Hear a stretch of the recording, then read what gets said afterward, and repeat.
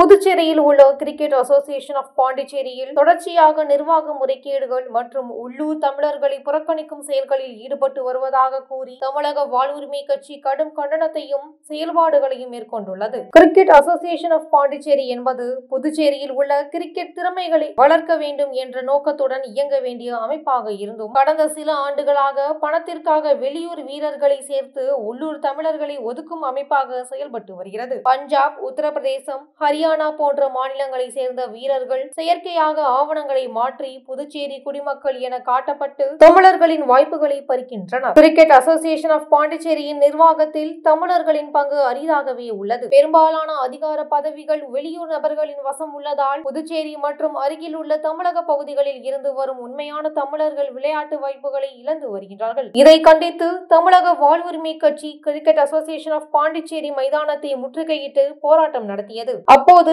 கட்சி தலைவர் தி. வேல்முருகன்